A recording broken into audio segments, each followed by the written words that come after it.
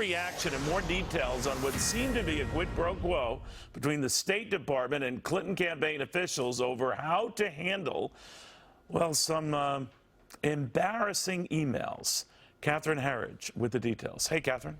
Well, Neil, the newly released FBI records make clear that Patrick Kennedy, one of Secretary Clinton's trusted lieutenants, wanted to do a deal with the FBI over the classification of Clinton emails, something the agent starkly termed a quid pro quo.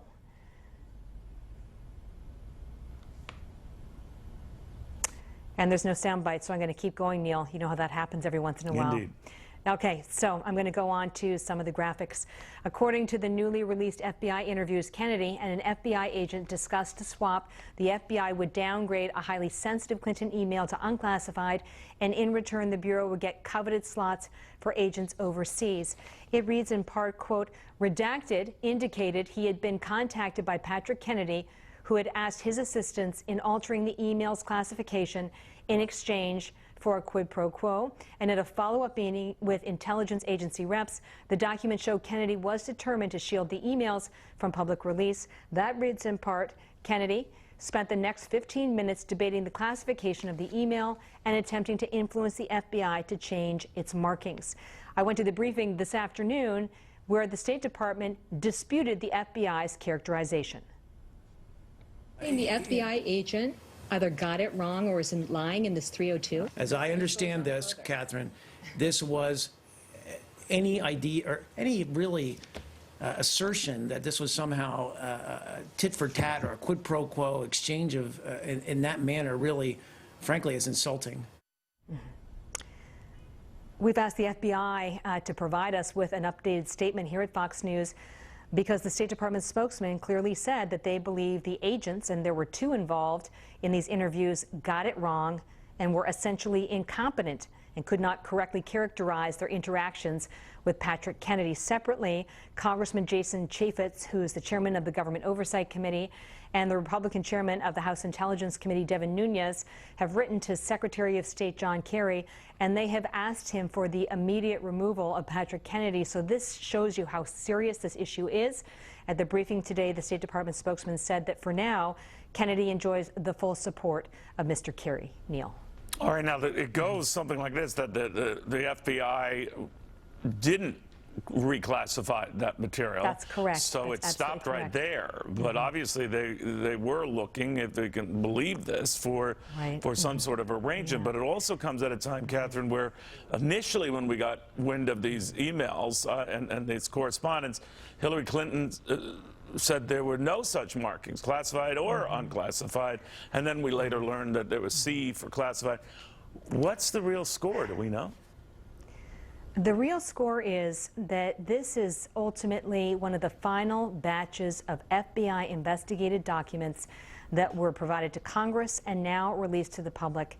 And based on our review here at Fox News, there certainly is evidence to suggest a broader conspiracy to change the classification of the emails in a way that would benefit the State Department and would shield Hillary Clinton in any investigation. And that is not simply our assessment here at Fox News. That was the assessment of an FBI official who oversaw classification of documents and emails. This is a very serious matter. This was the conclusion of the FBI, not of Republicans and not of any news organization. And we will see, based on our reporting so far, there will be hearings after the election that specifically look at this issue, as well as the insertion of lawyers who worked for Hillary Clinton's personal attorney, David Kendall, at the State Department, that circumvented the professionals there, and they were tasked with handling the emails. And based on the 302s, there is evidence that their job, again, was to change the classification markings in a way that would benefit the department and that would shield Hillary Clinton. Wow. All right, Catherine. Now to Judge Andrew Napolitano, what he makes of all of this. That sounds like pretty serious stuff, Judge. Well, it is serious stuff. I agree with Catherine, and I respect the sources on which Catherine is relying. Look, Neil, it is not uncommon for intra-agency conversations, the State Department, the FBI, the CIA, the State Department, to negotiate about the difference between, say, top secret and secret. It is also not uncommon for a classification to be changed by consent in order to broaden the array of people who can see it if they must see it and they lack the classified clearance for the higher marking. But it is absolutely unheard of to change the marking on a document after it's been subpoenaed and when it's been collected in a criminal investigation.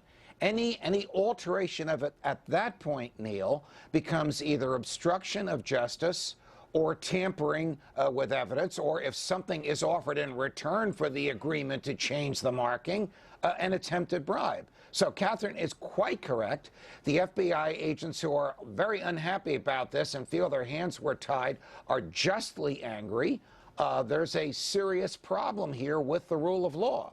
And it tells me that someone somewhere told the FBI from day one, do not prosecute anybody in this Hillary Clinton investigation, no matter who they are or what the evidence against them is. You know, I'm linking two disparate events, Judge, but if you'll bear with me, because if there was frustration on the part of lower-ranking FBI members with how this was handled and the audacity, let's say, of the State Department official, and then later on we hear FBI Director Comey and that decision not to prosecute Hillary Clinton kind of ended there, and there was a great deal of anger over that. In fact, some members are actually apoplectic. Yes. There's a different kind of a reading from the top guy to the worker bees. They're not on the same page.